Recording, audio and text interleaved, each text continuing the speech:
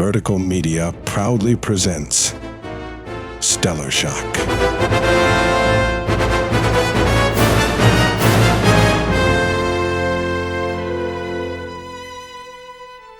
An immersive audiobook podcast experience from the visionary storytellers at Vertical Media.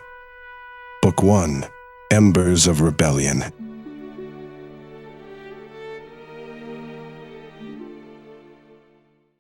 Chapter 1, Demesne. Ker-chunk. The hoe blade struck, jarring Ser Sarrafin's grip. Rust had eaten halfway through the hilt, loosening it to a soft wobble that grew with every drop. Blisters lined his palms. Splotches of red, old and new, marked the same patches where the sun had burned the wood to silver grey, and sweat had worked grit into the grain. With every movement, splinters teased at skin, digging into calluses too stubborn to break open. Still, the work never stopped. Dust puffed where the metal split earth. Thick clods sprayed his legs and stuck to sweat on his shins. Ker-chunk. He didn't pause. The field, maybe 36 rows planted tight, ran parched in the afternoon furnace. The trench twisted along one side and vanished behind jungle dark as midnight. The dirt lay dry, hard enough that roots snapped when the hoe cut too deep. Since noon, no clouds, no breeze, not an owl or finch daring a sound, just the hum of insects and that knife-edged sun burning down on Afirit. Humidity climbed out of the wilds like an enemy, choking off each lungful of air. Ser stood still a moment, hunched with the hoe braced on a knee, and let the taste of iron clear from the back of his throat. He swore the farm itself watched him, old dirt and dry stalks, broadcasting every missed row and failure. In an hour, when shadows fell long over the new walls circling Tuitoma, the field would look like every other patch scorched at the surface, green beneath, deathless and stubborn to the last. Ker-chunk. He finished the row. The sound of cracking root echoed the ache crawling up his arms. He stopped just short of the fence, wiped sweat off with a sleeve and peered down the row. Not a soul moved between the field's end and the blank shape of the lumber wall. A cobbled-together thing, logs stripped by axe, the sour scent of fresh sap cutting through the overpowering stench of manure. When the wind shifted, it brought the sharp bite of wood pitch, followed by the dry, rotten stink that always clung to farm life. Ker-chunk. There was a pattern to the work, but it felt endless. Each rut cut had to line up with the last. The drills curved like ribs, belly up to the sun, and the footpaths between hemmed him in so close there was nowhere to back up if he changed his mind. He'd first turned this soil when the houses had still been tents, before fire pits marked the corners of every lane, and before the elders had decided stone pathways made for safer feet. Now, adobe walls ringed half the farm, roof, thatch, drying overhead, and every shout from the village bounced back off the hard surfaces. He didn't start with much. At 12, he'd been handed a patch smaller than most root cellars, the only one eager to plant when the others burned down brush for fresh building plots. He'd spent 5 years staring down rocks and poor seed, slowly raising yield, letting patience harden inside his ribs like a pebble. Now Seran ran this part. It fed 100 bellies, maybe more, depending on who snuck in at night for an extra basket. Work was work. Credit always ran up the chain, and the elders, face lined and hands soft, liked to slap each other's backs and point at the road. So worked alone. He offered the job up plenty, asked at gathering and at supper, even begged once when a fever had laid him flat for a week. But the farm narrowed to his shape, and the others faded, the soil bit, the sun baked, and most who came simply wandered off for easier work, digging ditches, chopping wood, fishing the blue line of the river, or, if they were clever enough, apprenticing for a merchant or keeper. Ker-chunk. Ser ran the blade in lazy arcs, the sweat starting to burn his eyes. He stopped and took a shaky breath, feeling the whole afternoon pile up behind the bones of his back. He'd missed lunch, barely swallowing a crust of bread while scraping weeds off potato hills. Those skipped meals added up. His shirt clung, loose and brown, faded where the sun cut in through worn cotton. The teenagers in Tuitoma all tried to grow into something hard and useful. Ser's schoolmates and cousins, Lavu, Viti, Balu, each carried muscle and worked to outstride their fathers. The elders praised strength, the visible kind, good in a fight, or hauling a downed trunk out the jungle. Ser, though, blended in. Tomasi, they'd whisper, background, easy to miss him in a crowd. He made use of that, kept his head low, watched, listened. He'd learned the only strength that counted was the kind that lasted to the end of the row. He'd seen it a dozen times. Council meetings, voices rising until someone finally gave up and said yes to the wrong solution just to end the fight. Around here, breaking was weakness. Compromising marked you as loser. Elders took that as a cue to boast about stubbornness, so mostly spat at them quietly, inside, knowing the same child's stubbornness was why he kept going after his arms begged him to drop the hoe. Ker-chunk. He lost track of time. Sky edged toward evening, brighter at the top, blurred near the horizon. A sound broke his trance, the crunch of boots on packed dirt. He blinked, sweat slipping into one eye, spotted shapes at the fence, Lavu, Viti, and Balu. The three of them lounged like cats, arms crossed, faces already grinning at the joke or jab waiting to come. He raised his chin. You lads say something? Lavu, perched smug on the fence, called down. We said it's closing time, farmer. The phrase bounced over the rows, warm and biting in the same breath. Lavu had a voice that always sounded amused, never serious, not even when old Canulo, his father, lined him up for one of the regular lectures about mixing with wrong sorts. Ser shrugged, rolling his shoulders, letting the tiredness spill down his back. I say I am. The phrase landed, and all four boys shared the laugh. Nobody missed the reference old story from a night when the minstrels came through, about a stranded man, a bird, and the wrong meaning behind 3 words. The last of the tension washed out of Ser's neck as the laughter echoed across the field. His arms hung limp. He peeled off his shirt, wringing it side to side. Dust and sweat stained everything now. That shirt was useless for keeping cool, better for taking weight off his cheeks and chasing flies from his face. A line of mud marked his belly where he'd wiped twice and forgotten. He didn't mind the manual labor or the dull ache. It was what kept him sane most days. When he was small, broad and wild with worry, he couldn't stand silence or the crawl of time. Tilling bred patience, pounded impatience into something hard, almost sharp. Now the restless spark survived, trapped under years of chores and rituals. The field, oddly, was the only place it didn't eat him from the inside. Ser had always hoped his easygoing mood would rub off on the others. Instead, he just set himself apart by never biting back, except on the worst days, which were mercifully rare. The others worked, in theory. Lavu's father brokered with tribes on the north bank, always worrying about stolen livestock. Balu hauled timber and fished when work ran dry.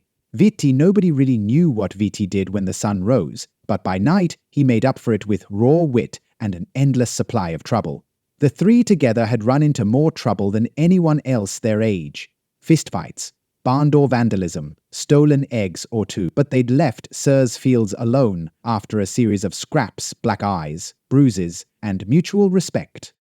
What's the job, Tomasi? Viti asked, stretching his arms and rolling onto his heels. There was something calculating behind the blue of his eyes, a readiness to amuse or to prod until he found a weak seam.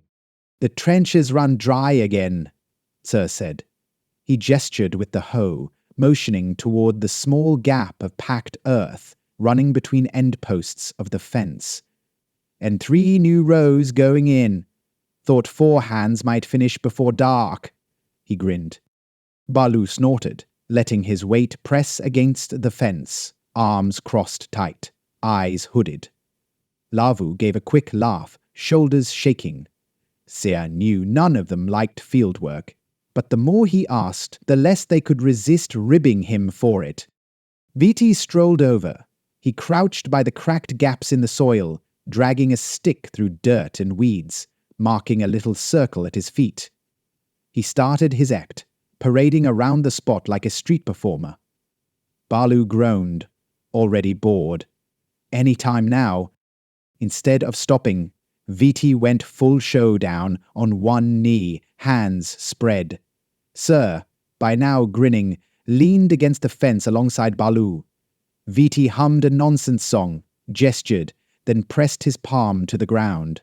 Gurgling rose not from his throat, but from the soil itself. Dark water spilled up, bubbling along the cracks, running at the path dug wider by Ser that morning.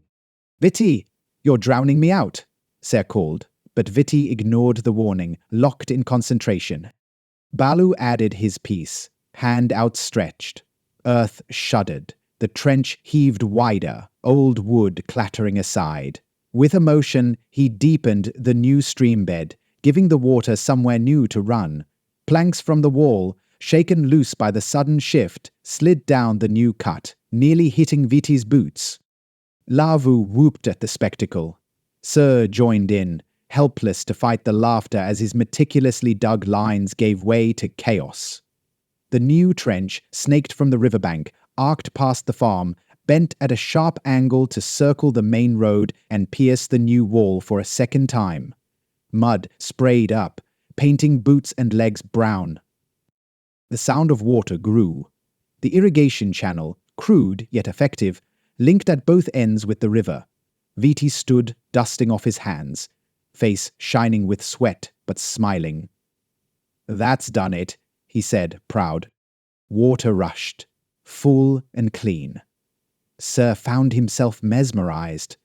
For all the work he put in, nothing beat watching a lifetime's knowledge of the land get shown up by raw talent, the magic that marked his friends and nearly everyone else.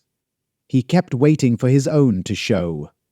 It never had, and after enough years, he found ways to get by without it.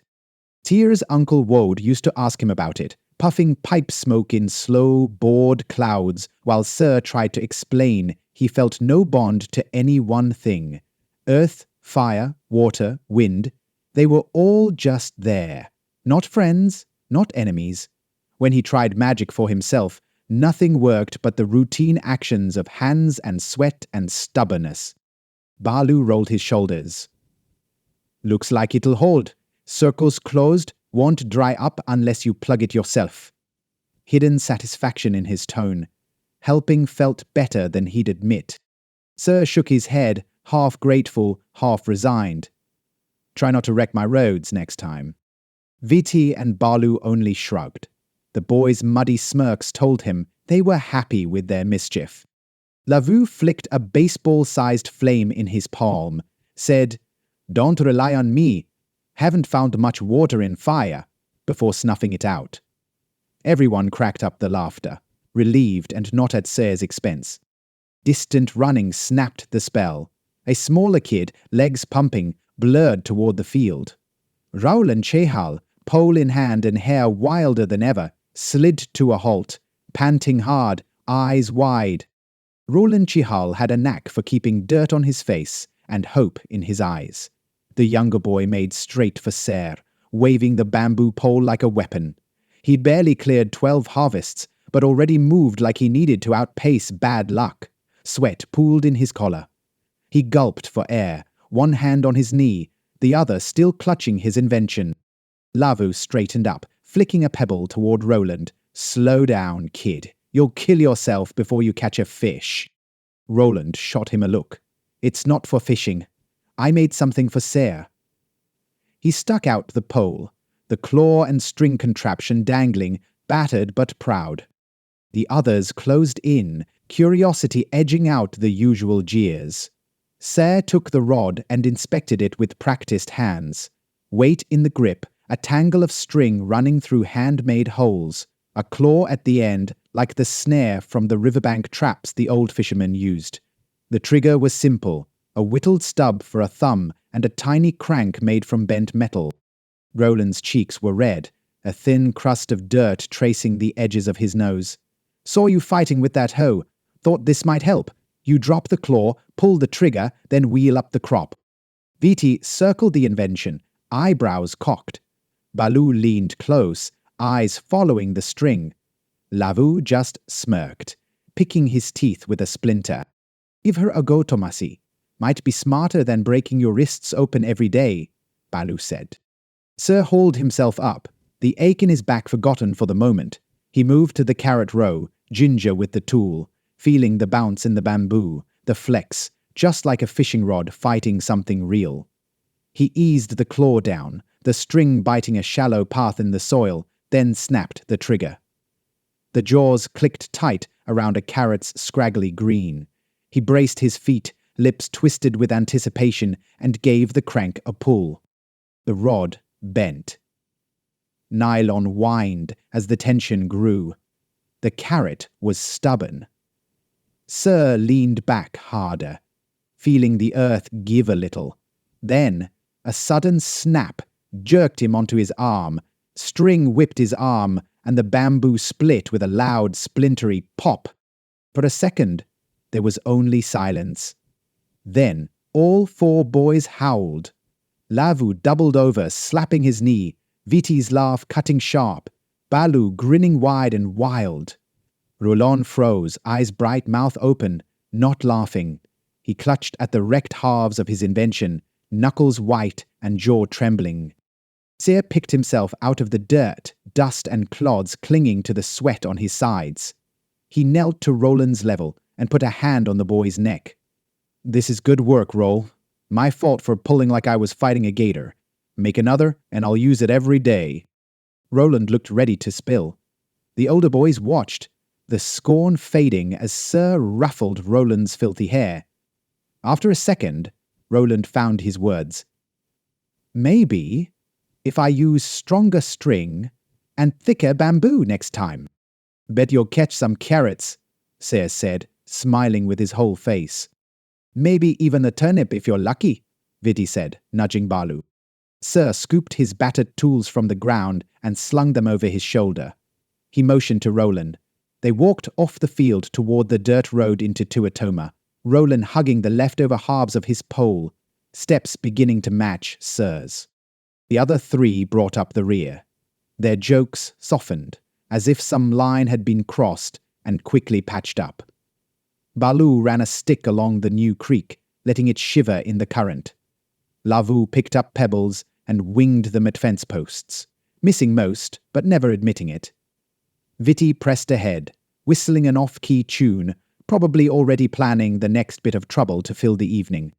They passed the jagged edge of the wall, logs tilting in odd directions, where the creek had undercut the foundation.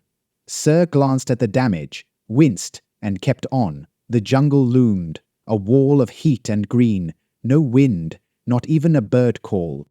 Rolen kept glancing at Sarah. The question came out between breaths. "That song you laugh about, with the stranded guy, did he ever get rescued?"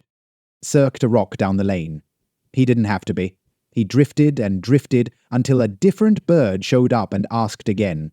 Funny thing about persistence. Roll somebody always asks again.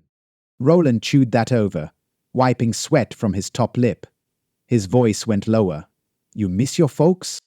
Ser felt the old stiffness between shoulder blades, the place where sadness never quite left. "Some days. But you keep busy. You know how it is." They rounded a bend. The huts and houses of Tuitoma rose ahead, adobe holding the heat, smoke just starting to drift from cooking fires, doorways wide open and screened with strands of colored beads. A chorus of dogs barked and dashed past, racing something only they could see. Villagers lined benches and stoops, churning gossip as the boys passed. The older women eyed Ser and his crew, noting the mud and the sweat. They clucked tongues, but their faces softened when they saw Roland's small, hopeful glare.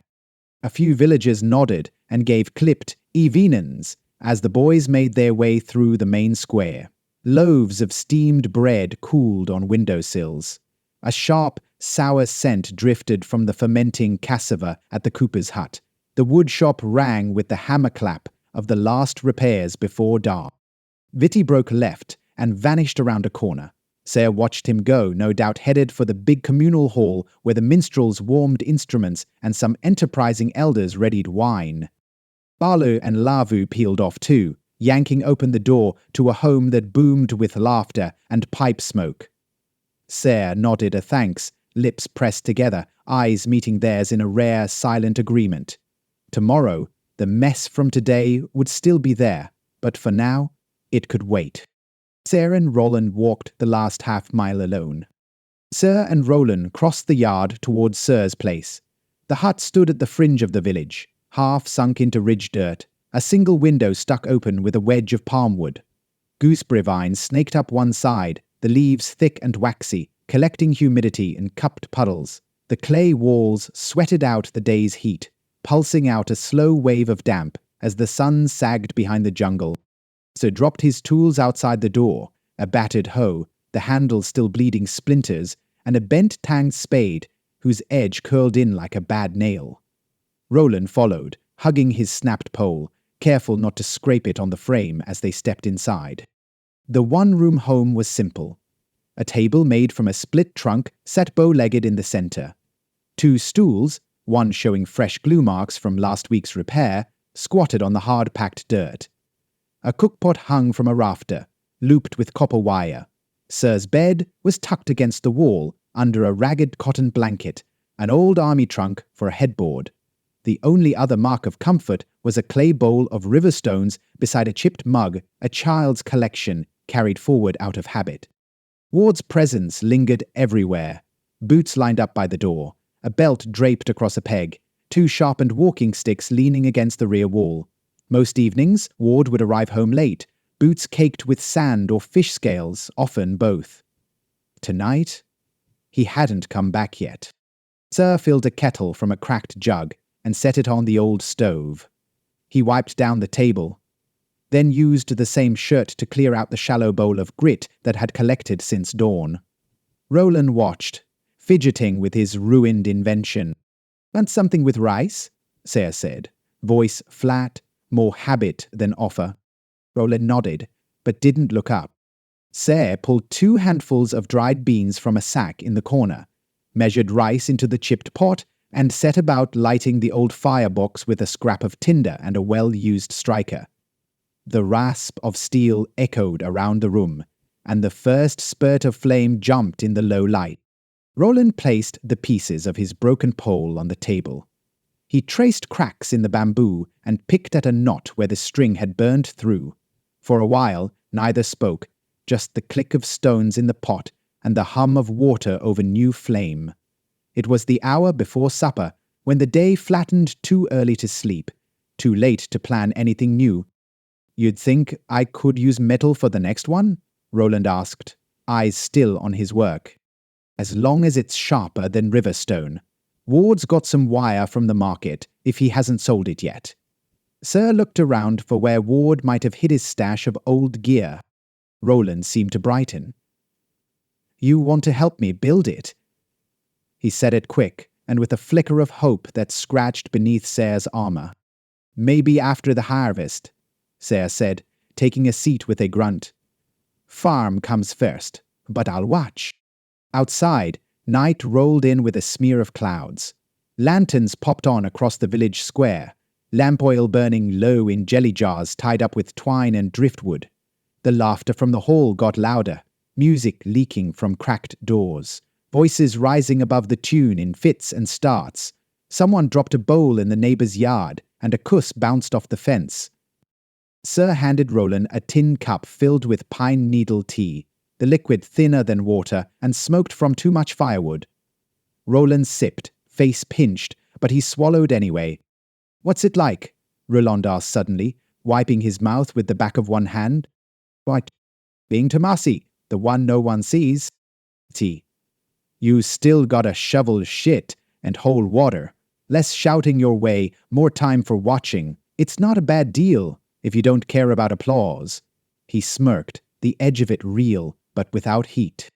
Rolen worked the answer over inside his head, maybe saving it.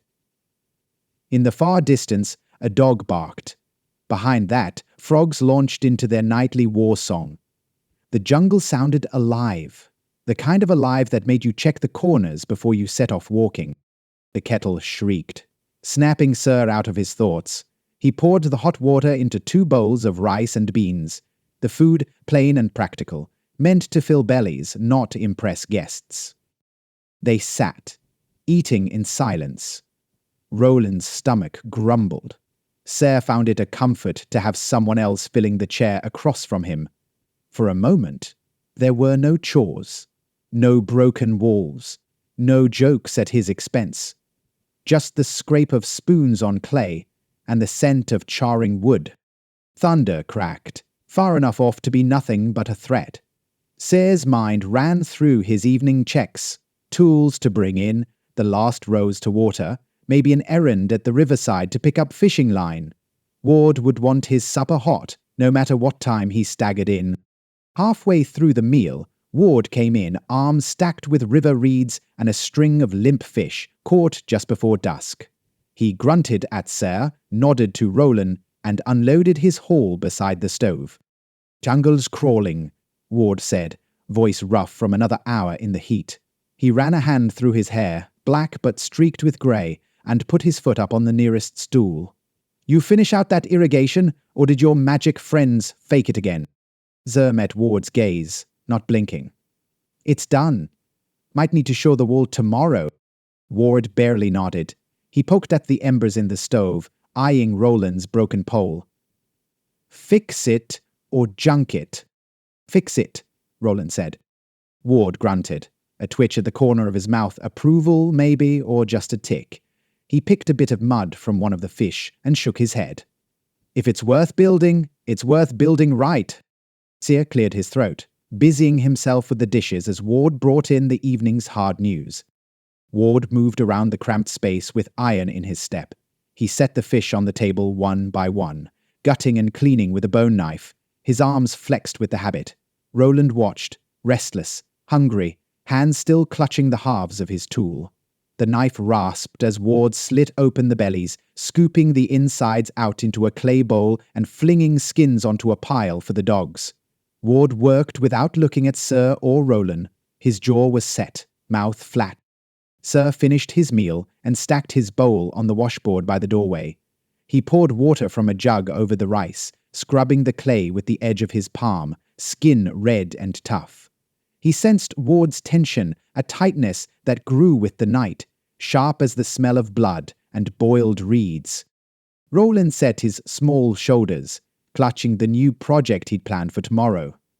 Ser returned to sit, dusting grit from his knees, and asked, "How's the river tonight?" Ward didn't look up. "There's trash floating upriver. Bits of burned net. Saw a boat I've never seen before, not ours, not from downstream." His voice hung, measure steady as a drumbeat. Something's off. Ser listened, but didn't answer right away. He'd learned in 100 small ways not to show how much Ward's words meant. He stole glances at the fire and the crooked shadow stretching up behind him. Rolen blinked, fidgeted, looking from Ser to Ward. The room grew warm, the kind of warmth that gathered in places that held out the night. From outside the mud brick walls came the sound of laughter, someone drifting on a flute, and the far-off thump of feet dancing in the communal hall. The whole village seemed to sag into evening, everyone searching for comfort before the next hard dawn. Ward slid an extra bowl of fish toward Rolen. "Eat it before the cats come in," then turned back to his tasks. Rolen dug in, careful not to spill any on Ward's boots. Ser turned to Ward, voice low. "How bad do you think it is?"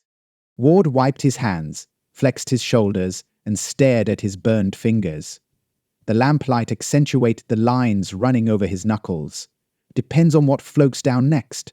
Could be upriver trouble, could be a new tribe sniffing around. If it was Keeper's business, we'd hear the drums." "Could be nothing," Ser tried. He leaned back on his stool. Ward grunted. "Nothing floats upriver that fast unless someone's pushing it." His eyes lingered on Ser, then slid away again. They ate in silence. Roland finished his fish and set the plate on the edge of the table.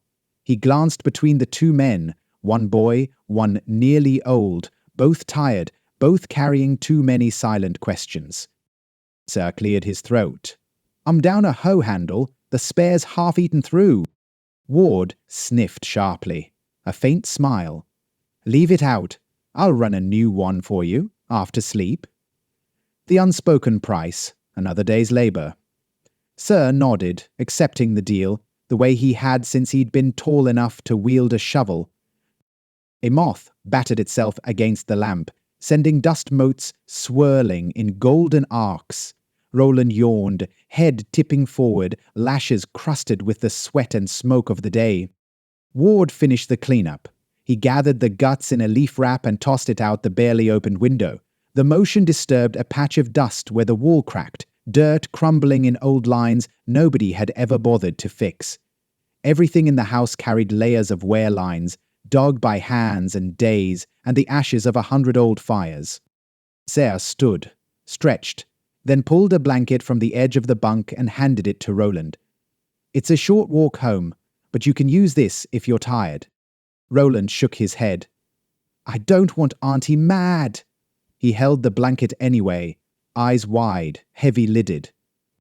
Ward laid a firm hand on Roland's shoulder. "Go on, then. You did good today. Come back tomorrow with stronger string." Roland grinned. He hugged Ser abruptly, then skittered for the door, blanket tucked under an arm, invention clattering in the other. He disappeared into the tar-beckoned night, heading back through the crooked alleys and torch-lit yards to his aunt's kitchen. The night sat heavy. Ward and Ser said little. Ward counted hooks, sorted old nails, planned the next day's repairs beneath his breath. Ser, stripped to a thin cotton undershirt, settled onto his straw pallet, listening to the distant drumming and the laughter from the communal hall as it climbed, peaked, and finally started to fade. There were always new chores. The house needed a better roof before the monsoon. The wall would have to be shored up where the creek tore through. Rolen was onto something with that tool, and Ser meant to help him once everything else that kept people alive was finished. A dog barked. Ward grunted one last warning about locking the door, his words trailing into a gravelly hum.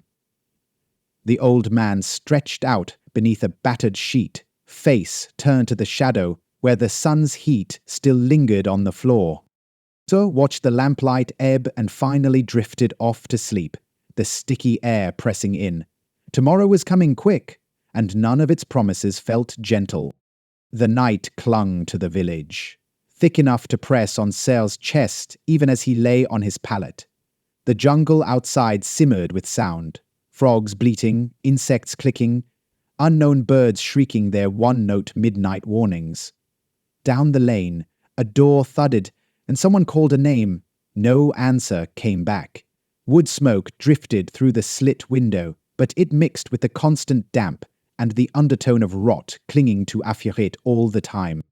Ward snored softly, shifting on his cot every few minutes.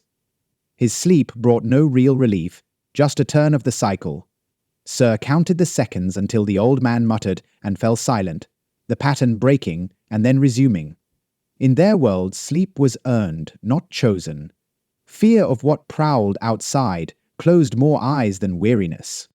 Ser tried drifting off, watching the crawl of lamplight against the cracked wall, listening to new drummers testing beats in the square. When the music stopped, laughter rolled out, but even it sounded drained, rationed. His mind returned again and again to the river, towards words, trash floating upstream, boats in the wrong place, drums that hadn't sounded yet. Ser slept rough. When dreams came, they dragged him like a fish on a line, flashes of green water, hands underwater, rocks splitting open to reveal roots, flames licking the edge of jungle bamboo. He dreamed of Roland's wide eyes and broken invention, of his own hands clawing up dirt that slid away faster than he could pile it. Somewhere in all the mess, he dreamed of his parents, shadows leaning over his cot, their faces never settling enough to become real. He woke twice, sweat soaking his blanket. Outside, the village night shape-shifted. Patrols moved along the fresh wall. 3 men with clubs, one with a bow strung tight but no arrow nocked. They looked back always, eyes half in the world of torchlight, half caught on the mass of vines, only a few paces outside the wall. Dogs barked at nothing, turning the torch's shadows into moving threats. On the river, something bumped the small dock. A loose plank bounced. A rat scurried for cover. For as long as anyone remembered, things turned up in the water sometimes, gifts, more often warnings. Once a month, someone found a mark carved into a tree at the edge of the field. Old runes, nobody reading them now, but Ward claimed they were warnings from the days before the village settled for good. By midnight, hush ran over the huts. Even the common hall went still, pipes burning out, flutes lowered. Fireflies blinked in slow spirals above the new creek, their lights muted where the water lapped at cut earth. Beyond the last house, the jungle pressed in, thicker with every passing year, as abandoned land was left to the creepers. Ser woke before dawn. He rose in the blue half-dark, careful not to disturb Ward, whose night had turned rough at the end, breath sawing in and out. Ward twitched beneath his blanket, mumbling about broken necks and dipped paddles. Ser dressed, every muscle stiff, arms weighted by the memory of the prior day. He drank from the jug, swished warm water around his mouth, spat into the furthest corner of the yard. Cold nipped his toes through the thin floorboards. He checked the hooks and tools, first making no noise, moving like the Tomasi he was named for, easy to miss, always first to the day's grind. The sun came up on a haze that never fully left. Village shapes stood half-lit, edges blurry. Chickens darted between the huts, hunting the last scraps from the night. Sarsfield waited, newly lined with the trench the boys had carved yesterday. Water already snaked along its course. He squatted down, sifting mud through his fingers. It clumped the right way. The current had flushed the salts. For now, things looked steady. By noon it'd be dry again, unless the river gave more, or the rain started on time. He fetched the hoe, the splintered one, as Ward hadn't yet repaired the handle and started turning earth. Each thrust felt heavier than yesterday. His hands remembered every pain, but the rhythm, the ker-chunk, ker-chunk, kept a steady pace against silence. Neighbors stirred. The first smoke of cooking lit up across the rooftops, stinging the air. Rolen drifted by, eyes rimmed with sleep, clutching a bit of breakfast bun. He gave a shy wave and vanished around the corner to his uncle's house, invention pieces dangling from one hand. Balu stalked into view, shirtless, arms already streaked from hauling wood from the pile outside his father's house. Lavu balanced a slop bucket on his shoulder, making faces. Viti flung a fistful of nuts at some fowl, missing and cursing sharp. Their morning routines bounced with silent complaints. The rituals marked them as sons of Tuitoma, but not yet men in their own right. Ward craked out of the shack. He squinted at Ser, reached for the toolkit, and, without a word, started planing a new blade of wood. Slow, careful, precise. He checked every knot, cut away every bit of rot. Later, when the work was paused and the sweat ran down Ward's face, he would snap, "You don't get strong staring at others. Go get dirty." Ser felt the truth of it as the morning wore on. All around the village, others set to their tasks. Some as routine as the sunrise, others strange. A woman mending fishnets singed at the edges. A child gathering worms from the wettest part of the creek. 2 boys tossing stones into the new irrigation, checking which rocks the water could lift before sinking. In mid-morning, Roland returned, invention reassembled with new twine. He found Ser at the far end of the field and held up the pole, proud, face bright in the hard sun. Tried again? After one more row, Ser agreed. Wordlessly, Rolen waited, sitting at the edge of the dirt, chipping dried mud from toes with a splinter. Ser finished the row, the line dead straight. He took the tool, lined up a stubborn beat, and with care set the claw just so, hand steady, and pulled. The mechanism creaked, but held. The beat came loose, flinging dirt. Ser laughed, surprised. Rolen grinned, a moment of unguarded pride. Around them, the day went on without noticing. By late morning, the farm buzzed with low, steady movement. Old Nima, the chief baker's widow, paced along the fence, baskets slung over each arm. She stopped to check crops, muttering to herself about last year's molded grain, the cost of salt, how boys spent time on tricks instead of sweat. Ser straightened under her gaze, gave a polite nod. She sniffed, moved on, tossing sliced crusts to the chickens trailing her like a guard. The little ones nabbed crumbs. The rooster kept its distance, one eye on Sarah, daring him to cross the line. Closer to the road, Lavu and Balu set up for their own chores, hauling bricks cut from riverbank clay, stacking them in muddy piles for whoever would build next. They didn't rush. Lavu ran a thumb along each new brick, inspecting the work, occasionally frowning when a shape didn't please him. Balu did most of the lifting, arms bulging, face slick. When elders passed, both straightened, working twice as hard for the short span, until the old men vanished out of range. Viti, meanwhile, ran errands. He skimmed through the market stalls, shaking down the fishmonger for a couple of bones to use as hooks, trading sharp quips with girls from the weaving house. He never lingered long enough to get bored or scolded. Rolen found him snatching an overripe melon off Madame Annette's cart, stuffing wedges in his pockets. Viti swore Rolen to silence with a look, and gave up a wedge as insurance. Midday torpor settled in, sun pounding the adobe roofs, heat turning every breath into a task. Ser retreated to the narrow shadow beside the field's water tank, drank from the tin dipper, nerves finally cooling. He closed his eyes, letting the thrum of insects crawl over the haze. Sweat traced new maps down his back, pooling where his shirt stuck tight as bark. After a time, Rolen ambled back, invention clutched under one arm, face shaded by an oversized hat he'd snatched from some uncle's hook. Together, they worked a quiet duet.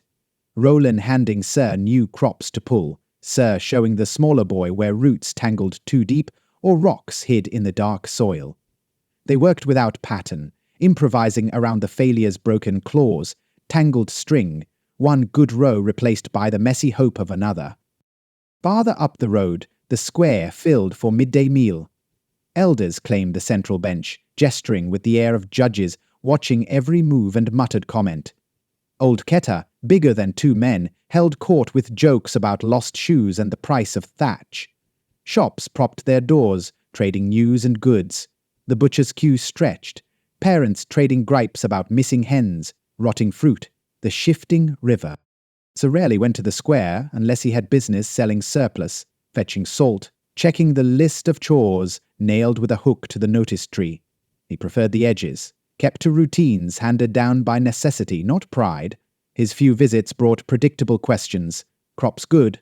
Need more hands next storm? Why so quiet, Tomasi? And every time, Ser found simple answers, rarely lying, never telling more than he must. By early afternoon, repairs on the new creek began. Balu and Lavu showed up with spare stones and buckets, shoring the place where water chewed too close to the field. Lavu stuck his hands in the mud, sculpting a rough dam, hair matted, skin painted with dirt by degrees. Balu hefted baskets, setting weights along the trench. Squabble broke out. Balu's basket broke, dumping rocks into the current. Lavu called him Butterfingers. Balu shot back that Lavu's hands were too soft for anything harder than gossip. The spat got loud, laughter and shoves breaking up their rhythm. Ser watched, resolved to let boys burn off temper, while the crops drank up the flowing water. Two girls, a few years older than Ser, came from the well with bowls and joked about the bickering. Sata, sharp-chinned, tanned deeper than anyone, eyed Ser with a smile. "You keeping your friends out of trouble, Tomasi?" "They are old enough to trouble themselves," Ser replied. Sata laughed, tossing her braid, and walked on with her twin, bare feet kicking dust up behind them. The afternoon stretched, air thick and slow. Ser dragged the last row, double-checking for grubs, weeds, missed stones. Rolen left to check traps by the creek, pockets bulging with the last quarter loaf from the baker's cart. The market emptied, the square hollowed out. Life shrank to the places still in shadow, the way it always did before the sun dropped and work called souls back toward dinner and sleep. Ser glanced down the field, watching the sun line gold across half-grown squash. He bent, fingers working open the mouth of a stubborn plant, checking it for rot or worms. Then moved again. The pattern would repeat tomorrow, hands in the dirt, eyes scanning for broken things, ears open for anything from the jungle that didn't sound right. Beyond the village, the mid-afternoon stillness broke once. Distant yells across the new wall, kids finding a snake, adults herding them back. A dog barked itself hoarse under a banana tree. The river marked time. Unseen, moved on by the current, and what it drifted down from elsewhere. Ser stopped to stand straight, spine crackling, sweat drying into salt on his collar. The world was a rough place, but routine made it bearable. The day's edge had come, promising a brief window for stories, sleep, or maybe a trip to the hall if the family chores didn't call first. He took up the hoe and moved again, never quite done, never caught in anyone's way, always merging back into his field as if the horizon itself knew his name. When dusk crawled over Tuitoma, the fields faded to shadow and the heat died back. Work eased as light went grey in the corners and the jungle's edge blurred into a wall of growing dark. Ser brushed dirt from his hands, hefted tools, and set his path for home. Down the lanes, families filed inside. Lanterns lit behind covered windows, their light shaky but comforting. A few voices lingered on porches, the old men trading curses about leaky thatch, the women comparing prices of pork and pearls. Every noise sounded sharper and more lonely at dusk. From the common hall, music crept between houses, a choppy, stringed tune, joined by feet slapping on packed dirt. This was the only building with solid stone walls and a broad roof of layered palm. Tonight, already, minstrels tuned lutes and flutes, brought on ox carts from upriver. Those who weren't bone-tired found excuses to gather, song, wine, the promise of another tale. The young ones, restless and bold, waited for a lull so they could sneak a gourd of rice beer or steal a kiss beneath the laundry lines. Ser left his tools under a lean-to, tucked a handful of beans in his pocket, and drifted close enough to catch a little of the music. He kept to the edge, leaning against the cold stone, letting his sweat dry as the notes twisted through the warm air. Inside, villagers crowded benches and pounded rough tables in time with the beat. The minstrels played loud, the singer's voice scraping but real, cutting through the smoke and rough laughter. In one corner, Lavu and Viti dealt dice on a table sticky with spilled drink. Balu stood in the crowd, back to the fire, telling a story so wild even the elders pretended not to listen. I saw a wildcat as big as a boy yesterday swear on my mother's shoes, looked me in the eyes, then ran off with the chicken right in his mouth. He spread his hands wide, the crowd groaning but pressing for details. Sata called him a liar. Balu just grinned. Sata sidled past the gossip. Sata caught his eye. You going to sing, Tomasi? Or just haunt the doorway all night? He shook his head, lips twitching. Don't remember the words. That got a laugh. Someone shoved a cup in his hand, thick, sweet tea, stronger with each refill. Elders filled a bench by the fire, passing their own jug, talking politics as if doing so made them younger. Old Keter argued with whoever would bark back, his words slurred but quick, fingers wagging, face red. For a while, nothing else mattered. Ser leaned into the rhythm, letting the catch and release of song hold him. He caught bits of their stories, tribes upriver with gold for trade, monsters that slithered between tree roots and knocked on shutters at night. The endless bragging of someone who saw a float of banners far downriver, maybe a sign of travelers or trouble, nobody sure which. Stories grew wilder as the night thickened. Flying spirits that painted the moon yellow. boats that ran by themselves. A devil dog led into the village by a runaway child. Near the hearth, a crone spat on the dirt and swore she'd seen a wind reader in the jungle last week, someone who could split trees with a whistle and drive snakes into the river. Nobody quite laughed her off. Rolen squeezed through, eyes big and shining, clutching a string of reeds. He lingered at Ser's hip. "You hungry, Rol?" Ser asked, voice pitched under the music. Rolen shook his head, already scanning for something else, a play, a story, anything to take home for his dreams. Ser ruffled his hair, nodded for him to run, and watched the boy tear off after a gang playing shuffle-bean with old buttons. When Sarah drifted outside, the air was cooler, thick with wood smoke and the distant murmur of frogs. The village felt smaller by night. At the edge of the square, a couple sat in the grass, shoulders pressed, heads surrendered to the dark. In the far lane, Ward strolled past, stiff, silent. He met Sarah's eye, offered a sharp nod, then moved on. Sarah headed home by the back lane. The mud had dried on the road, marking every child's bare foot in perfect fossil rows. Along the way he heard shouts break out. Lavu and Viti, drunk and daring, had set up a bet by the creek, shouting over who could leap widest across the water. A crowd egged them on. One might fall in, but nobody minded, so long as the laughter lasted. He skirted the noise, thinking about his field, tomorrow's stone-heavy tools, what repairs he still owed Ward before the week ran out. Above all that, a different thought persisted, a hollow, crawling something.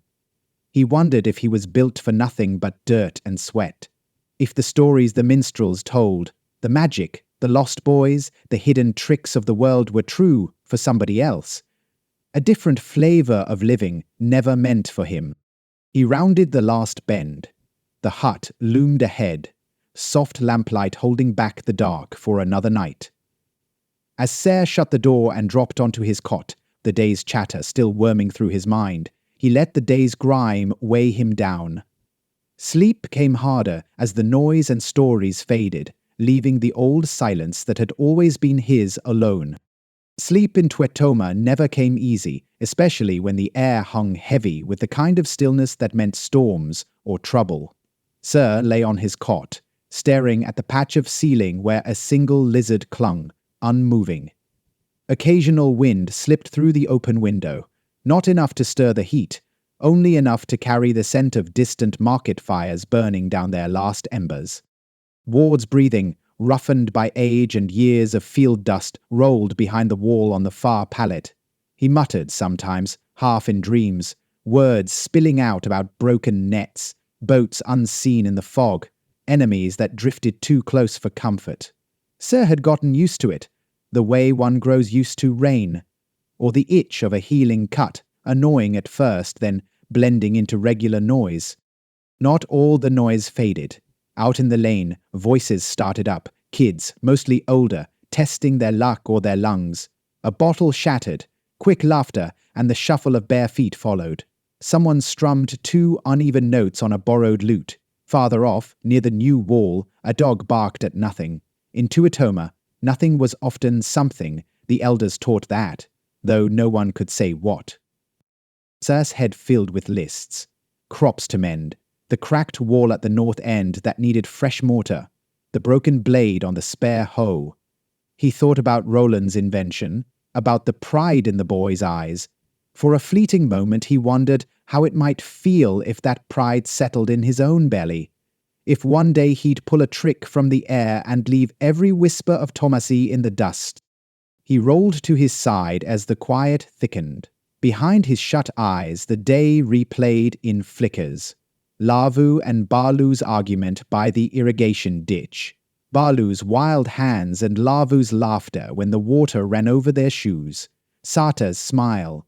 The line of dust clinging to her ankle. The push and tumble of dice on sticky tables. Old men debating what counted as a fair story. He rested a knuckle against his jaw, mapped out the field in his mind's eye, counted the rows, saw what would need pulling before noon tomorrow. Maybe, he mused, he'd never touch magic.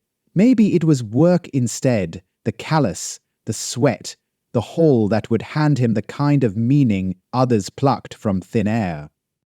Thunder rolled faint, a warning belly growl beyond the ridge. The drip of condensation from the eaves kept beat against a half-buried stone outside the door. Somewhere on the edge of sleep, Ser heard Ward rise, cross the room to check the lock, then return, feet dragging slow.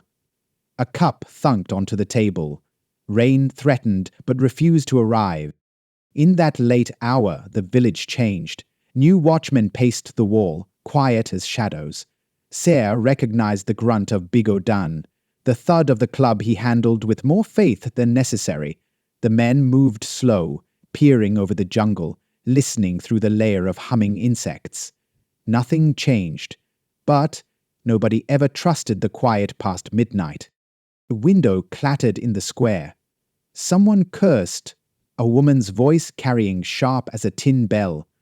A baby wailed, was hushed, and then sighed off into the hush that filled in all gaps after Tuitoma powered down for the night.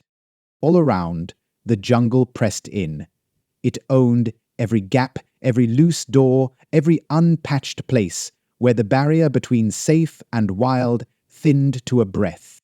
Ser finally drifted towards sleep, not dreaming anything he'd remember when dawn tugged him back, only the heaviness of the day, the feeling of being a hinge between what was and what might yet happen here in the dirt, in the laughter, in the rumors that drifted like smoke through walls thinner than secrets. He woke to pale light streaking through the window. The world gathered itself in blue and grey. Ward already stood at the table, whittling at a length of wood, strips of shavings curled at his feet. His silence said more than a greeting. It was time to move, time to work, that period before talk or complaint. Ser took a slice of hard bread, chewed it down, and checked the yard.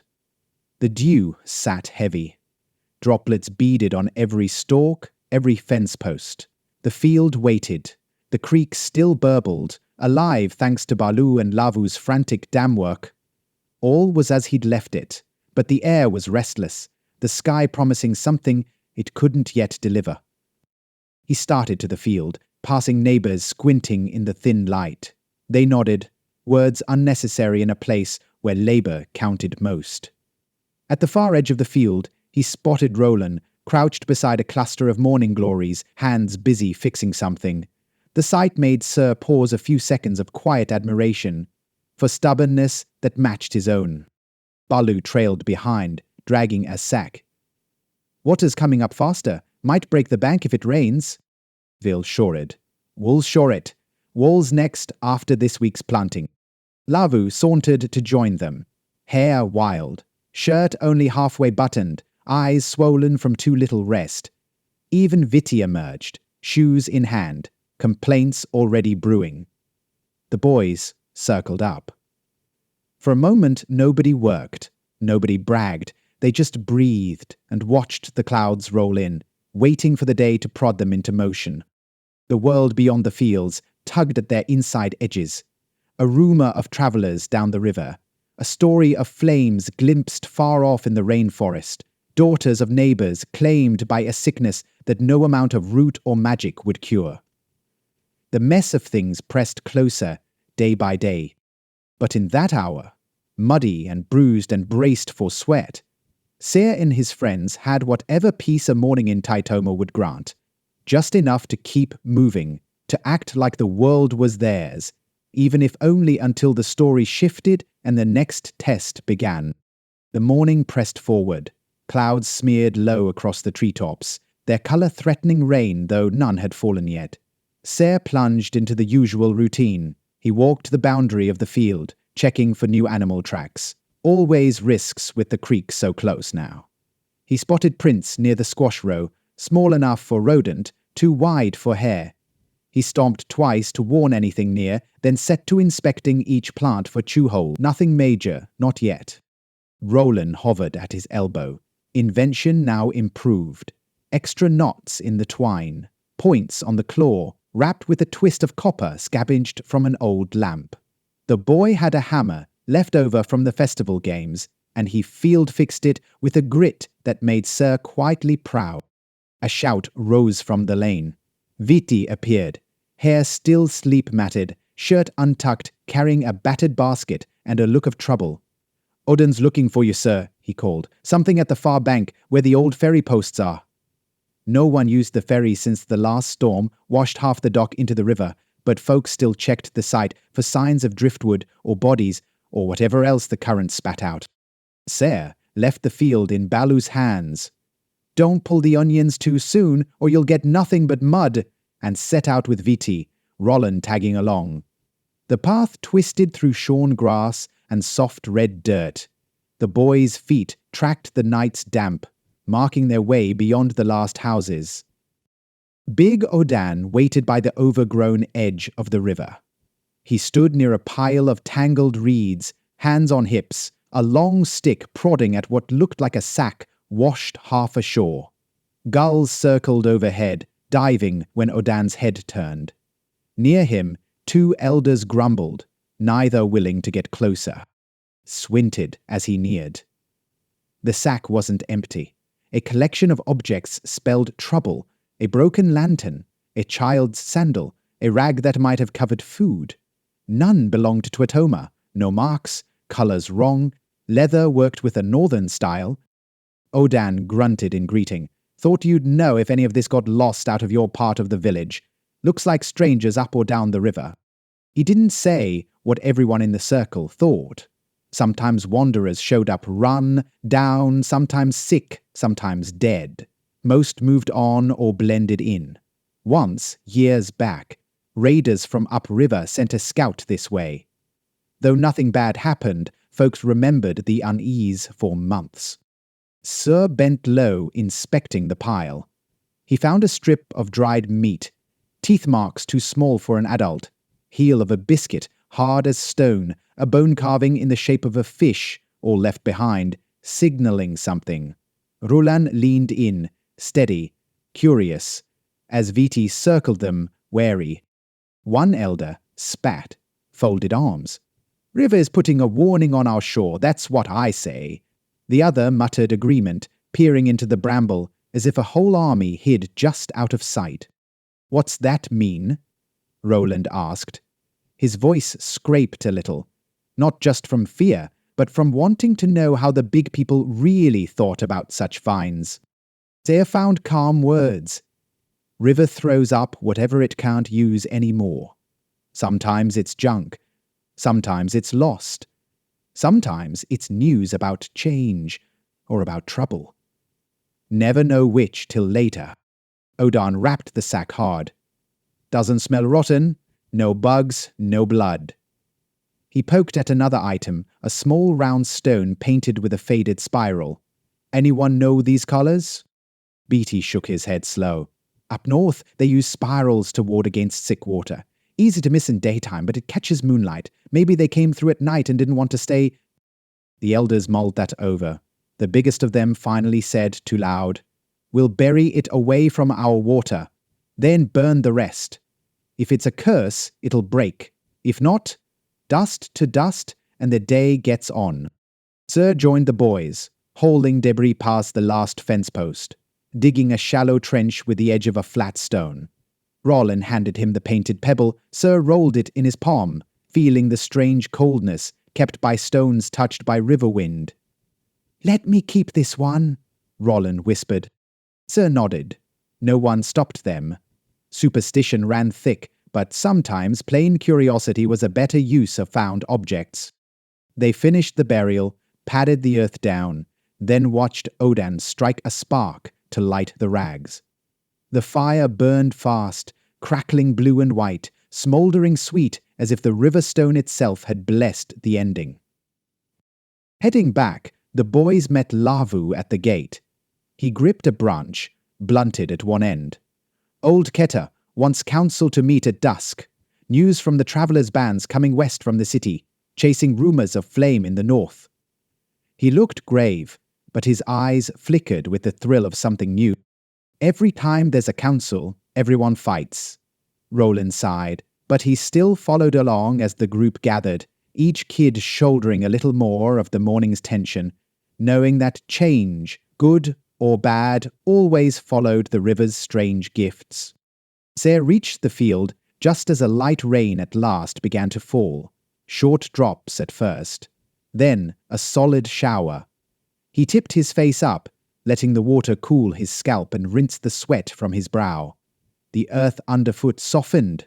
Fact or omen, he couldn't say, but the dirt smelled richer than ever.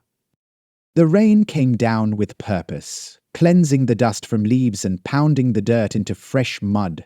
Roofs drummed in chorus, every thatch and clay tile adding to the swell. The villagers welcomed the rain, at least for now. Ser worked through the weather, steady at his row, not minding the water soaking into his shirt, or the way it plastered his hair to his skull. At the creek, Rolen danced in puddles, joy bubbling up at the first storm of the season. He splashed at Balu, who faked outrage but didn't move away. Viti tried making a bowl from a broad leaf, collecting rain just to dump over Lavu's head when the other boy wasn't looking. Laughter carried, diffused by the rain, loud enough to warn off any trouble for a few moments. By noon, the sky had lightened and the square filled again. Water streamed down the new trenches, carving deeper lines in the clay. Up at the notice tree, a fresh round of council announcements had been pinned with old iron nails, ink-smudged, messages pocked with wet. Women gathered by the well, buckets in hand, trading the latest whispers about strange finds on the bank, about travelers moving through the area, about the way old Kita's temper had burned hotter than usual since the last failed harvest. Children darted between them, chasing frogs that had appeared from nowhere at the first heavy downpour. The council called everyone together as the rain slowed. Families folded up chores or left older children to mind houses. Ser, with his friends at his back, took a spot near the circle, just out of the elders' line of sight. Rolen settled first, feet tucked beneath him, a look of aspiration in his eyes, always seeing council as some secret place where old men played at being wise. Old Keta boomed everyone to silence, standing in the middle, hands raised. His beard, streaked the color of singed bark, dripped from the rain. Neighbors, we got word from the river this morning. Some of you saw the junk Odan turned up. It's not from here, but it means we're not alone. Not just travelers, not just beggars, folks moving for reasons. He let the last words sink in. Keta circled the group. We also got rumors. A caravan's riding from the north, keepers, so they say. Word of fire in the cities, wind in the old islands, rain that tastes like iron. Some of you remember the changes that come with new hands on the roads. Times may be shifting. One elder coughed into her hand. What's it matter to Tuitoma if all we do is till dirt and patch holes in the fence? Keta didn't blink. Because if it matters, and we didn't listen, we lose what we can't get back. Strangers might bring trade, but they might bring more mouths or trouble. We keep watch, widen patrols after dark, and tie up boats we aren't using. Lavu muttered to Ser. A council's way of saying they're afraid to admit they're afraid. A council's way of making work for us, Viti whispered, but his eyes tracked every shout and gesture, the way a hungry dog watched a cut of meat. Beside Keta, old Jerry spoke, voice thin as spider silk. Keepers coming through means news. News means change. A fear it never stands still, neither should we. She wagged a finger at the crowd, more warning than blessing. Once debate picked up speed, opinions scattered like raindrops in a gust. The ambitious pushed for new defenses. Practical voices wanted to trade with the caravan, perhaps to bring in better tools, real salt, cloth not full of burrs. Skeptics suggested closing the gates, locking down Tuitoma tight, let the wider world pass by. Keta looked to the young ones scattered at the edges of future labor, the ones who wouldn't stand council for a decade yet. You kids hear this? World's bigger this year than last. Be ready to see more than the crops. Ser knew what that meant, but it left an ache in his stomach. His whole world had been plants in the dirt, sun on his back, sweat as currency. The idea of caravan folk, keepers, magicked strangeness. He frowned, not in mistrust, but in longing that was hard to name. Arguments circled and wore down, replaced by reminders about watch rotas, the need for volunteers who would patch the dock before the next high water. In moments, the urgency melted to the regular tug-of-war. Whose turn, whose fault, who cared most? Rolen tugged at Ser's sleeve. If the world's coming here, do you think it'll want what we grow? Ser squeezed the boy's shoulder. Someone always wants what they don't have. Our job's to make sure we have enough first. Rolen nodded and grinned, running off to tell the others what he'd heard. When the council broke, the grown-ups drifted into groups of 3 or 4, talking low, casting glances at the clouds, the road, the river. The boys gathered by the edge of the square. Balu started drawing lines in the mud, setting the rules for a match of knuckle stones, a distraction to burn off the tension.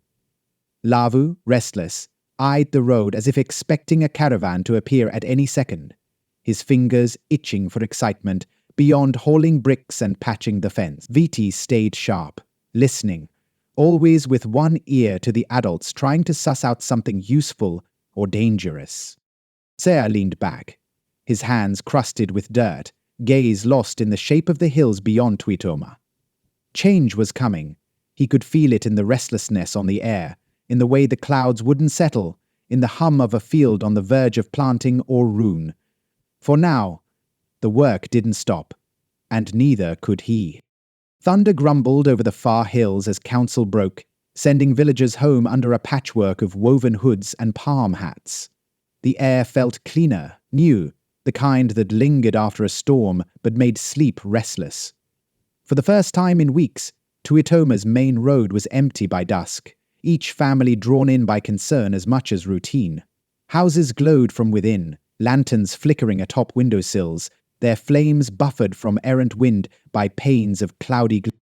Ser drifted along the edge of the square, hands still caked in clay, the rain long since dried as a crust on his forearms. At the gate to the field, Ward waited, arms crossed, brow furrowed more than usual. The old man nodded toward the farm with a knuckle, gesturing for Ser to catch up. "You hear all that talk?" Ward said, voice pitched low and rough, meant for Ser's ears only. Ser nodded, wiping grit from his face. "Keepers, caravan, possibly trouble." Ward half snorted. "It's always trouble, sooner or later, just comes in a new coat." He looked out at the last half row of beans, the stalks bending under a returning breeze. "Council said anyone willing should take a turn at the wall tonight. I'll do first watch. You check the tool shed before you bunk down." They knew the pattern. Let the young do the repairs, the old do the watching. He moved through the shadows behind the barn, unlocked the tool shed, a rickety thing full of battered spades, picks, saws, and buckets with split handles. He counted every hoe, even the worn handle waiting for a new head, then clicked the rusty lock shut, reassured by nothing but habit. Inside, dinner was quick and plain, a wedge of boiled cassava, fried fish cooled to a gluey paste, water with a hint of lemon leaf. Ward ate with his head down, jaw tense, one hand flexing his old scarred knuckles under the table. "You're looking on Rolen," Ward said, when the meal was over. "Boy might hear things at council he don't need to worry about." Ser wiped his mouth, took a torch from the bracket, and walked the path to Rolen's place. The yard was alive with the sound of crickets and a single voice, Rolen's uncle, humming as he patched a net by lantern light. Rolen sat on the stoop, carving at the river stone he'd kept from the morning's find. Ser sat down at the edge of the step, torch guttering. "Your uncle's still got plenty of fight in him," he said, just to break the ice. "Kiltalu says storms come in clusters," Rolen replied, eyes on the stone. "You think the world's getting smaller, Ser, or the trouble just going around in circles? I think the world shows up when it wants. Mostly we manage with what's ours. Caravan will pass, and we'll still be fixing fences and counting tubers. That's the part they never write songs about. Roland pressed his thumb into the groove he'd cut in the stone. I want more than caravan stories. I want something bigger, something we start, not just what washes up. Ser heard himself say, You will. You've got restless hands. They both sat a while, silent, the torch hissing as the first wind found its flame. Back on the main road, the boys had gathered under the eaves of the common hall. Balu practiced knife tricks, blade flashing and sticking in the damp plank step. Lavu watched clouds rush across the half-moon, analyzing shapes as if he could predict trouble by their patterns. Viti, unreliable as always, whispered bets on how soon the keepers would arrive, spreading wild talk to see who spun up or who laughed it off. Ser joined them, just close enough to be part of the group, just far enough to keep his own thoughts. Old Keter limped past on his evening round, a robe pulled high against the night's chill. He stopped, squinting at the boys. You lads do your work tomorrow, you hear? Don't get swept up in all this talk. Won't feed you, won't keep the rain back. Balu rolled his eyes, but nodded respect. The old man disappeared in the dark, grumbling to himself. Night pressed in, colder and sharper. Doors latched across the village, lantern light shrank. Ward's silhouette stood by the main gate, a staff in one hand, the shimmer of a polished stone hanging from his belt. Ser went home. Not tired, not really. He washed in a chipped basin, hands raw, then lay on his pallet, wide awake. The world felt different, stretched and unsettled. Tomorrow there would still be mud to shift, seeds to check, errands to run. But tonight, under the press of silence and the ghost of incoming change, Ser stared at the rafters and let the possibility of more than Tuitoma break open in his chest. More than dirt, more than sweat, more than crops or passing storms. He couldn't say what, but he counted himself ready, if even for one bold step, past the edge of what he'd inherited. Sleep came when it was ready. Nothing more, nothing less. The night outside held its own watch, as all nights in Afirid do, waiting for someone, anyone, to move first. The dawn came with birdsong, and the distant stutter of drumbeats far upriver. Nothing urgent, but new, a pattern none in Tuitoma recognized. Sunlight split the low clouds, bleaching mud to grey, and stirring the air with the promise of heat. Ser woke before Ward. He washed his face with rainwater, scratched at the stubble on his jaw, and creaked his muscles into readiness. His first steps out the door took him straight to the field. Dirt gave underfoot, richer for the rain, but softer now, mud that sucked at boots and tried to pull a man's balance from under him. He checked his rows by habit, counting and memorizing what had grown overnight and what the night's animals had pulled up or patted down. New bites showed on the outermost squash, purple-green marks from a burrowing pest. He dug into the roots, pulling one after another, finding 3 ruined before he hit firm flesh. Ser tossed the ruined ones over the fence for the chickens, and kept moving.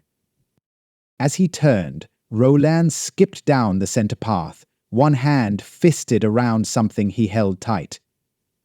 Without speaking, the boy opened his palm, a small carved stone, now notched with deep grooves and polished by hours of handling. "Are you going to make it a charm?" Rolen said, voice too low for anyone but them to hear. "For good luck, or maybe to keep away bad luck." Ser nodded, not trusting the dame enough to promise anything.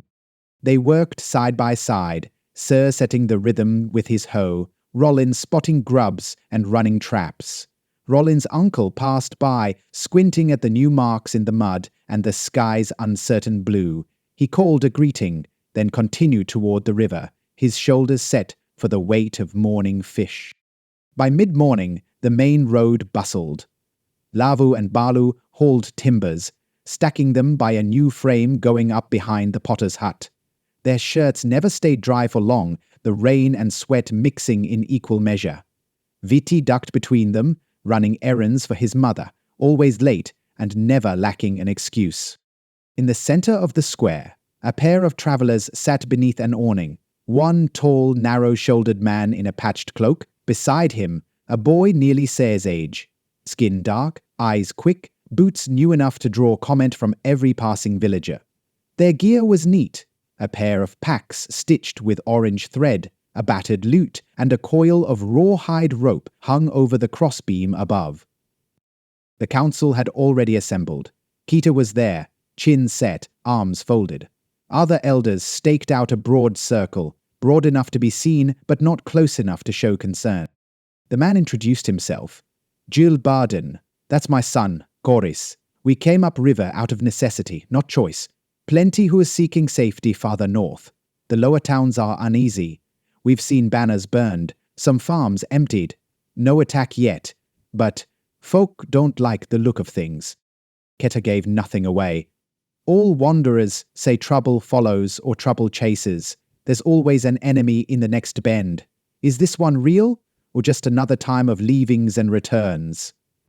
Barden looked Tuitoma's elder in the eye, real enough to chase the brave and the fool same way. Whole bands headed this direction. Others went east, hoping the mountains would offer something steady. We just want rest and a chance to work. The council debated. Practicality won out. The caravaner and his son were offered a patch of land near the eastern road, lodging in the carpenter's spare hut. In exchange, they'd pull their weight, splitting wood, tending new crops, teaching what news they carried for the price of a meal. After the meeting, Lavu cornered Ser next to the millstone, his voice pitched lower than usual. They talk careful. Not just trouble by the road, but talk of real war to the north. My father says keepers are moving armies, not just bands anymore. Not just stories. People dying. Towns burning. Said he saw a body float down river last week, never said if it was marked as ours or foreign. CIS easily let the news settle. That could have been washed down from anywhere. Anywhere isn't far enough now. My uncle says a ferret could see the next trouble, not just stories this time. Lavu spat into the grass, looked at his boots. Rolen listened, silent. His face, sharp and drawn, held a new calculation. The kind the older boys wore when someone died on the North Trail, or when the last big fever swept the village and took 3 infants with it. He tucked his charm into his sleeve and wandered to the road. Balu joined at that moment, lacing his boots, eyes narrowed. Don't see why the world can't leave us be. Work's here, water's here, walls hold. But they all want to check us, see what side we're on, who we feed and who we turn away. Ser agreed. That's how it always starts. Outsiders wanting the peace that isn't theirs. Us trying not to let what's good slip out the gate. The grown-ups talked in clusters, close canut, arms crossed close to chests, voices held just above whisper. Ser's heart beat with more noise than he let on. If war came, Tuitoma could be wiped up and forgotten in the time it took a storm to move from one bend to the next. By midday, the square emptied. The travelers disappeared into the carpenter's hut, not to be seen again until supper. Ser returned to the rows, working twice as hard as usual, eyes checking every shadow, every path along the fens. Every noise drew his eye. Even the smallest breeze had the weight of threat.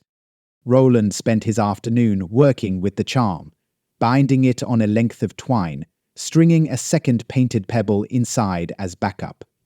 Lavu and Balu finished the first frame of the shed, calling Ser when it was ready to roof.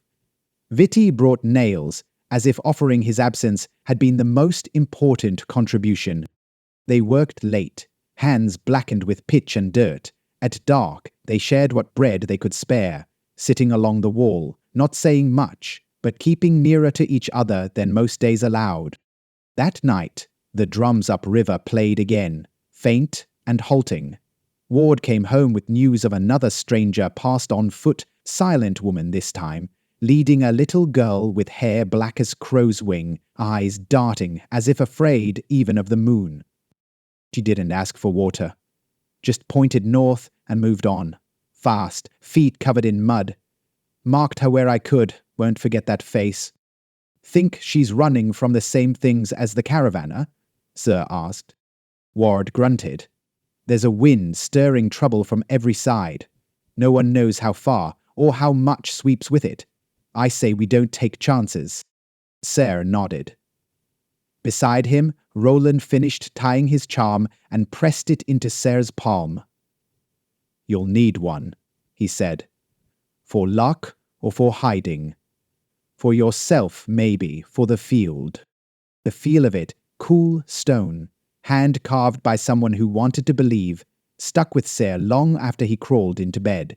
He lay awake, listening, fearing, and hoping as the world pressed a little closer on all sides. The next day dawned raw and humid. Clouds lingered low, orange at the edges, promising more storms.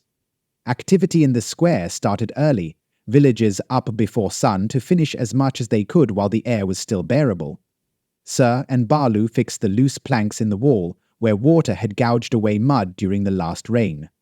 Tools thudded and scraped. Good work. Bodies hunched to the task. No wasted words. Lavu patrolled the northern edge, scanning for fresh marks, boot prints, animal sign, anything outside the usual. He found none. The only visitors were the tracks of last night's patrol and the pressed lines of the cart that had brought in sacks of last year's grain. News of the travelers had set the women stewing up harder, trading recipes for tea and for defense in equal proportion. As Ser made his way back from the wall, old Cater's voice caught him. We'll have a watch at every gate. You know your field. You know the road. If you see anyone come in different, you tell me or tell Ward. Ser nodded. Cater pointed his staff at the horizon. The world's big, but this patch is ours. Never just is. Always has to be kept. The old man's eyes watered from the brewing wind. He blinked once, hard. The noon brought the caravanner's son, Chorus, looking for work. He trailed Ser along the edge of the beans, silent but full of interest in every new tool, every line Ser marked in the dirt, every odd call of Tuitoma's birds. Ser showed him where pests hid, how to tell which patches would flood first in the rain, which edges of the field grew fast and which languished. The boy worked hard, didn't complain. You ever want to stay? Ser asked, pulling weeds along the squash row. Chorus shrugged. No place stays safe for long. My father says you keep moving until the river tells you otherwise. Sometimes you build a town, sometimes you bury it. Ser couldn't help but wonder which end Tuitoma would find. That evening, the hall filled again.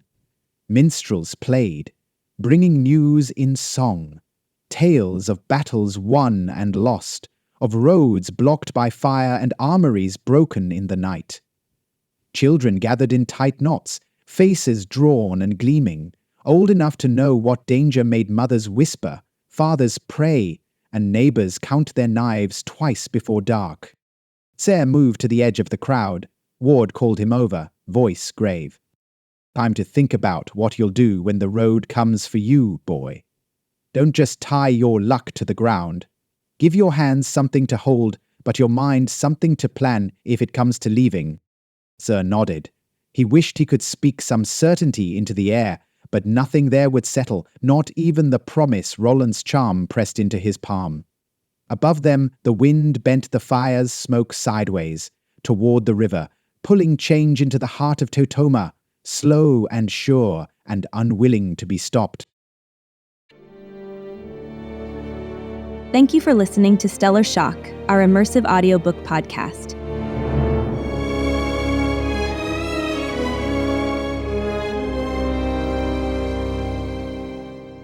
If you're enjoying the adventure and wish to support us further, please consider joining our Patreon community at patreon.com/vertical.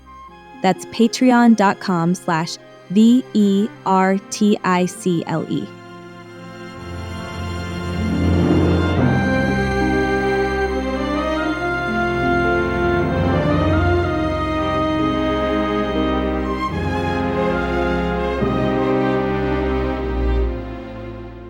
This episode of Stellar Shock is a production of Vertical Media, LLC. All rights reserved. Produced and edited by our talented team here at Vertical. The fabulous theme music was created exclusively for Stellar Shock and is used with permission.